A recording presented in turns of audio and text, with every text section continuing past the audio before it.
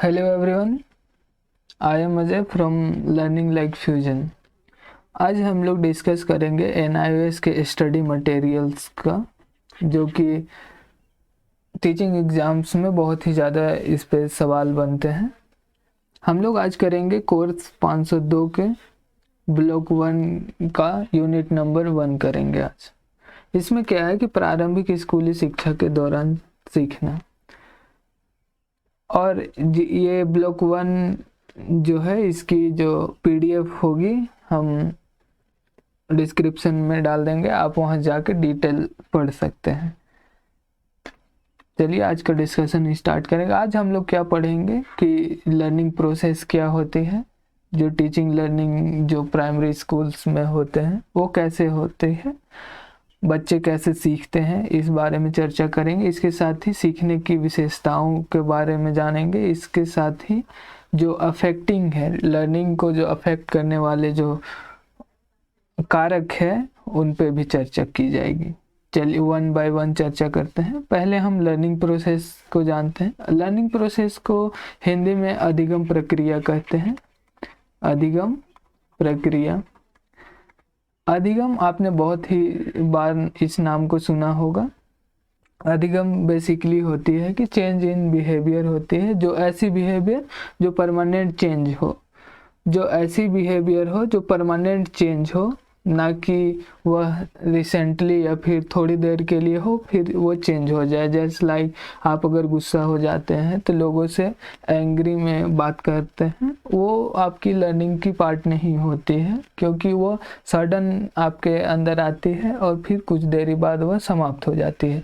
इसलिए लर्निंग क्या है कि व्यवहार में अस्थायी परिवर्तन है। और लर्निंग होती क्या है कि जितने भी चीज़ों को आप सीखते हैं वो उसका कहीं ना कहीं आप उपयोग करते हैं, दैट इज कॉल्ड लर्निंग। जीवन के मांगों के अनुसार जो चीज़ें को पूरा करते हैं और जिन चीज़ों को पूरा ना करने पे आपके समक्ष जो समस्याएं आती है उसको पूरा करने के लिए आप चीज़ें सीखते हैं, इसे भी लर्निंग कहते हैं। व्यक्तित्व में अपेक्षाकृत अस्थायी परिवर्तन, जो चेंज इन परमानेंटली, जो पर्सनैलिटी है आपकी, चेंज इन बिहेवियर पर्सनैलिटी है आपकी, जो आइडियाज़ है उस पर प्रभाव डालना ही क्या है, अधिगम। सीखने की प्रक्रिया की विशेषताएं क्या है? विशेषताएं, जो सीखना क्या है, learning is a continuous process. यह ऐसी प्रोसेस है जो कि लगातार चलते रहती है। यह ओम से टूम तक, अर्थात यह गर्भ से मृत्यु तक, कब्र तक चलते रहती है। आज आपने बचपन में आपने जो अल्फ़ाबेट होगी क ख ग घ सीखा होगा, देन आज आपने क्या किया कि उस चीज़ों को कंपाइल करके आप आज बुक पढ़ने में, लिखने में सामर्थ्य है। तो आपकी क्या हुई कि लर्निंग एक जगह से स्टार्ट होके आपकी कंटिन्यूअस चलती है। आज अगर आप इंग्लिश सही ढंग से ना पढ़ना जानते हो मे बी, तो आप क्या करेंगे, कुछ दिनों बाद वो चीज़ सीख जाएंगे। तो ऐसे क्या होगी कि आपकी लर्निंग कंटिन्यूअस चली जाएगी, और जो चीज़ें आप पहले से सीखे हैं उस चीज़ों पे आप क्या करेंगे, महारत हासिल करते चले जाएंगे। और यह ऐसा प्रोसेस है जो कि क्या, गर्भ से स्टार्ट होके कब्र तक चली जाती है। दूसरा इसकी विशेषताएं हैं कि learning is a goal directed. ऐसा नहीं है कि लर्निंग क्या है कि स्वतंत्र है नहीं, इंडिपेंडेंट है नहीं। जब तक अगर सीखना गोल डायरेक्टेड ना हो तब तक इफेक्टफुली वो लर्निंग हो नहीं सकता। इसीलिए लर्निंग क्या है कि लक्ष्य निर्देशित है। किसी भी चीज़ को सीखने का पीछे कुछ ना कुछ लक्ष्य होता है। अगर आप ये वीडियो देख रहे हैं अर्थात आपकी भी कोई ना कोई इस लक्ष्य होगी तो ही आप ये वीडियो देख रहे हैं। इसीलिए लर्निंग क्या होती है कि गोल डायरेक्टेड होती है। लर्निंग इज इंटेंशनली, कहने का मतलब लर्निंग क्या है, व्यक्तिगत होती है। व्यक्तिगत होती है, यहाँ जानबूझकर नहीं, व्यक्तिगत होती है। लर्निंग व्यक्तिगत होती है, कहने का मतलब है कि सभी व्यक्ति को सीखने का अलग अलग प्रकार होते हैं, व्यक्तिगत विभिन्नताएं पाई जाती है। कोई अच्छी तरह से जल्दी सीख पाता है, कोई स्लो में सीख पाता है। सबकी अपनी अपनी एबिलिटी होती है सीखने को लेकर के, इसलिए लर्निंग क्या होती है, व्यक्तिवादी होती है या कहें व्यक्तिगत होती है। व्यक्ति के ऊपर वेरी टू वेरी पर्सन करता है कि वो चीज़ें को कितना फास्ट सीखे और कितना स्लो सीखे। नेक्स्ट है कि क्या सीखना एक सक्रिय प्रक्रिया है। अगर आप लर्निंग में एक्टिव रोल अगर नहीं निभा रहे हैं तो आपकी क्या सीखना सफल हो पाएगी। जस्ट लाइक अगर मानता हूँ कि आप अगर क्रिकेट खेलने अगर कभी खेला नहीं है, आप कभी क्रिकेट नहीं खेले हैं, पर एक दिन आप क्रिकेट खेलने जाते हैं, अब उस चीज़ पे सही से ध्यान ना देते हैं तो उसके रूल रेगुलेशन को आप नहीं सीख पाएंगे। तो इसीलिए क्या है कि लर्निंग है एक एक्टिव प्रोसेस है। अगर सीखना में अगर व्यक्ति जैसे व्यक्तिगत है, ये जो हमने पॉइंट डील किया था कि लर्निंग क्या है, व्यक्तिगत होती है। अगर व्यक्ति ही उस चीज़ में एक्टिव ना हो तो क्या लर्निंग पॉसिबल है, नहीं हो सकती। इसीलिए learning as a active process है। लर्निंग क्या है, एक सक्रिय प्रक्रिया है।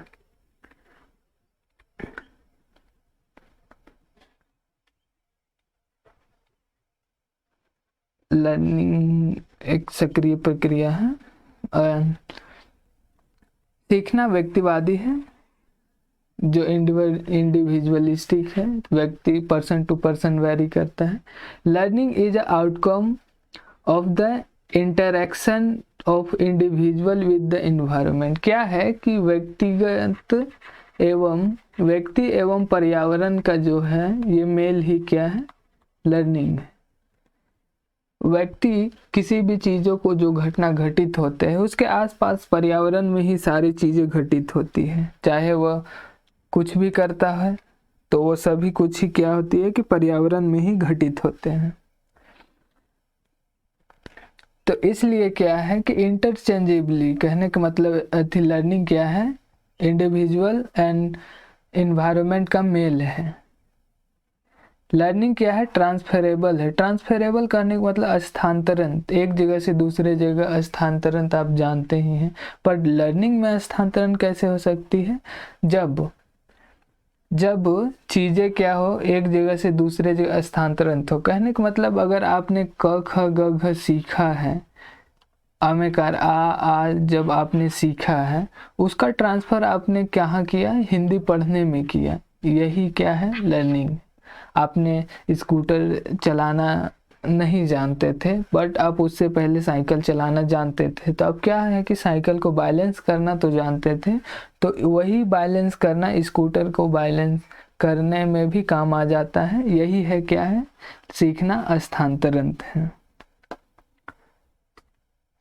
सीखने को प्रभावित करने वाले कारक कौन कौन से हैं, इस पे भी चर्चा करते हैं कि सीखने को कौन कौन प्रभावित करते हैं। सीखने का पहला जो कारक है वो क्या है कि सीखना जो है परिपक्वता, मैच्योरिटी, आपकी जो लेवल होती है वो बहुत ही प्रभावित करती है।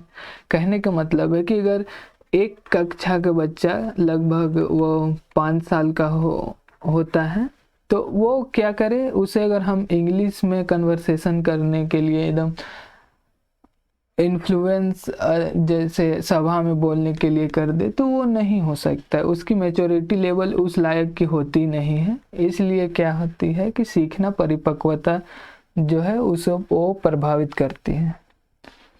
सीखने को परिपक्वता, मैच्योरिटी प्रभावित करती है। उसके एज के अनुसार सीखना उसके लिए ज़्यादा लाभदायक होगी। वह जब एक क्लास में है तो वो चीज़ें जो वर्ड हैं उसे अच्छी तरह से सीख पाए, पढ़ पाए तथा लिख पाए, ये उस पर ज़्यादा ध्यान दी जाती है।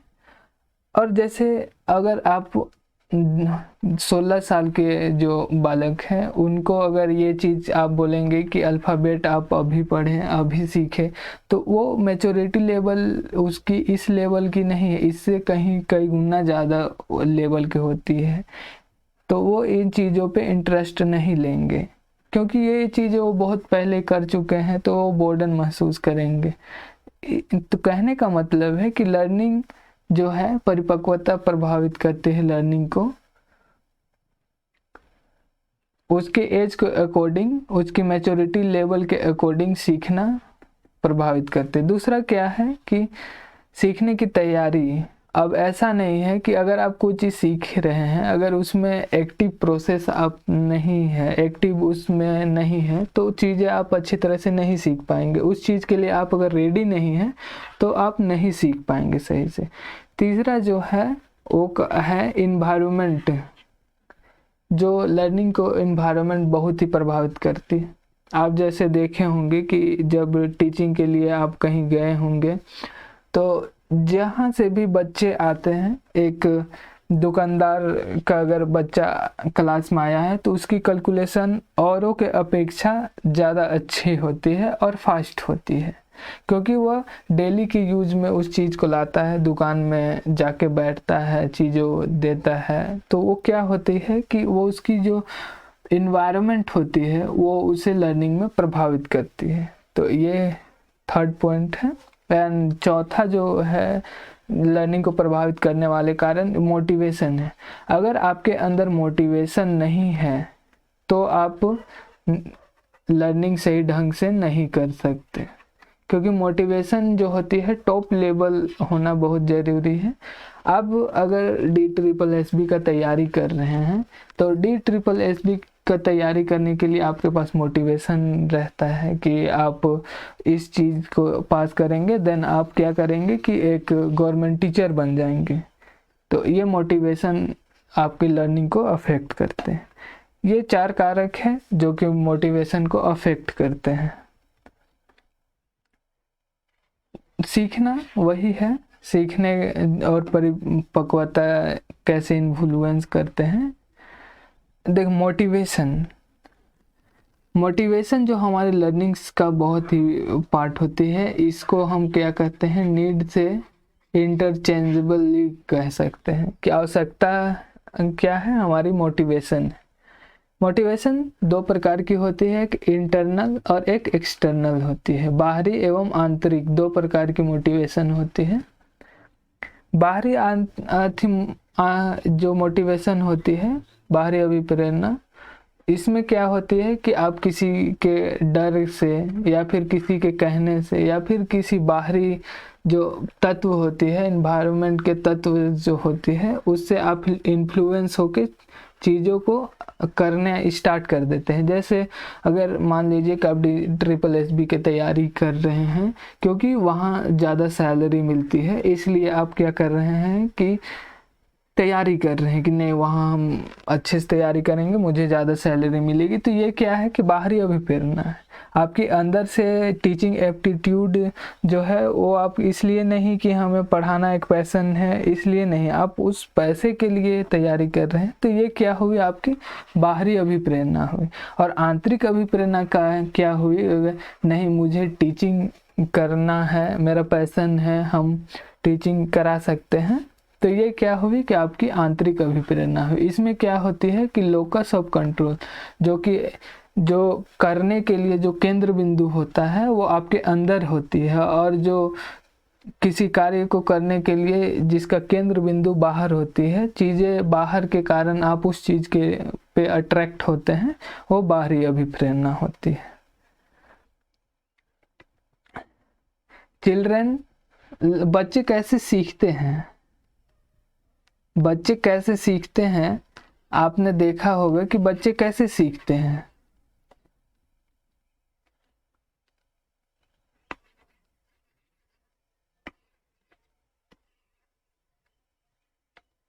बच्चे कैसे सीखते हैं, हाउ चिल्ड्रन, बच्चे कैसे सीखते हैं? तो बच्चे कैसे सीखते हैं, तो बच्चे अनुकरण के, इमिटेशन के थ्रू सीखते हैं कि वो टीचर को देखते हैं या फिर आसपास के इन्वायरमेंट में देखते हैं कि कैसे घटनाएं हो रही है, उसके अकॉर्डिंग सीखते हैं। ऑब्जर्वेशन के थ्रू सीखते हैं, अपने आसपास की चीज़ों को ऑब्जर्व करके सीखते हैं। अपने समाज में देखते हैं कि जो बड़े बुजुर्ग होते हैं उसे क्या दी जाती है, इज्जत दी जाती है, प्रणाम की जाती है, तो वो क्या करती है, ऑब्जर्व करके वो चीज़ें सीखते हैं। तीसरा क्या है कि ट्रायल एंड एरर करके बच्चे क्या करते हैं, किसी भी कार्य में अगर उसकी रुचि है तो वो बार बार प्रयास करते हैं, एंड देन क्या करते हैं, अल्टीमेट वो सीख जाते हैं।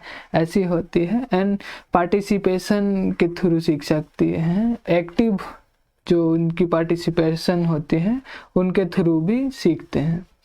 एंड आपकी जो 5th पॉइंट है कि खोज एवं पूछताछ के माध्यम से सीखते हैं, क्योंकि बच्चे जब 5 साल होते हैं तो 5, 6, 7 साल में जो प्रारंभिक अवस्था में होते हैं बच्चे, तो उस टाइम बहुत ही वो क्वेश्चनिंग माइंड सेट होती है उनके अंदर, चीज़ों के थोड़े थोड़े चीज़ों जो कैसे घटित होते, ये कैसे हो रहा है, वो कैसे हो रहा है, ये बहुत क्वेश्चनिंग करते हैं। इसके माध्यम से भी बच्चे सीखते हैं। प्रॉब्लम सॉल्विंग के थ्रू भी सीखते हैं बच्चे। और इसमें टीचर क्या होती है कि फैसिलिटेटर मतलब सुविधादाता के रूप में कार्य करते हैं।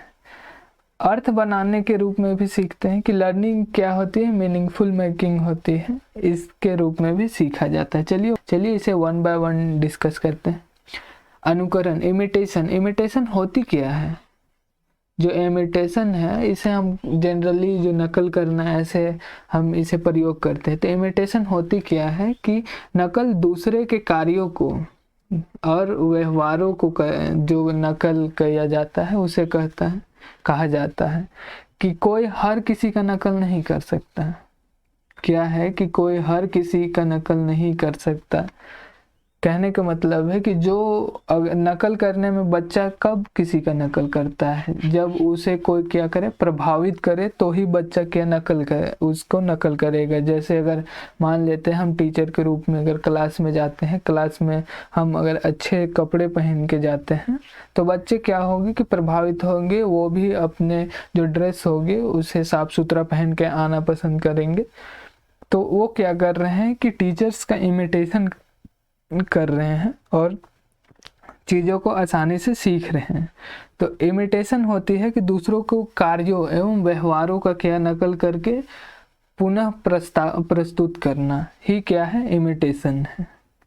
अनुकरण भी 2 प्रकार के होते हैं, एक सिंबॉलिक आइडियल होते हैं और एक रियलिस्टिक आइडियल होते हैं। कहने का मतलब प्रतीकात्मक आदर्श। आपने बहुत टाइम देखा होगा जब बच्चा किशोरावस्था में प्रवेश करता है तो क्या होता है कि कभी वो कोई मूवी देख लेता है तो उस टाइप का अपने आप को करना चाहता है, उसके हेयर स्टाइल्स को कॉपी करना चाहता है, उसकी ड्रेसिंग सेंस को कॉपी करना चाह सकता है। तो ये क्या होती है कि वो किसी की सिंबल का रूप में, प्रतीकात्मक रूप में प्रयोग करता है। और रियलिस्टिक आइडिया में क्या होती है कि वो टीचर्स का या फिर वो बड़े बड़े हस्तियों जैसे महापुरुषों की अच्छे जैसे महात्मा गांधी, स्वामी विवेकानंद आदि के जो व्यवहार होते हैं, व्यक्तित्व होते हैं, उन्हें क्या करता है अगर अपनाता है तो वो क्या किस पे होती है, रियलिस्टिक आइडियल पे होती है। सिंबॉलिक आइडियल प्रतीकात्मक आदर्श होते हैं।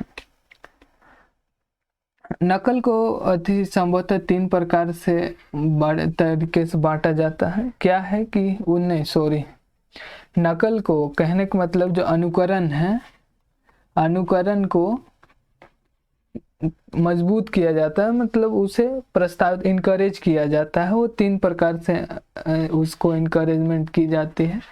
पहला जो है क्या करता है, उसे प्रशंसा करके, जैसे अगर कोई बच्चा किसी का इमिटेट करके, जैसे समाज का इमिटेट करके वो बड़ों का इज्जत करता है, तो आप क्या करेंगे कि उसे प्रोत्साहन देंगे कि हाँ बच्चा ने क्या किया कि बहुत सारे चीज़ों को आपके समक्ष रखा और अपने आदर्श व्यवहार को प्रस्तुत किया। किसके थ्रू, कि वो अपने से बड़ों को देख करके दूसरों को, अपने से बड़ों को इज्जत करने लगा। तो ये इसका जब अगर आप इस टाइप का चीज़ देखते हैं तो उसे प्रोत्साहन देंगे, हाँ वाह अच्छा, बहुत अच्छे करके ऐसे प्रोत्साहन देंगे, वेरी गुड, ऐसे जो वर्ड्स होते हैं उसको यूज करके। तो वो क्या होती है, इमिटेशन परमानेंट हो जाती है।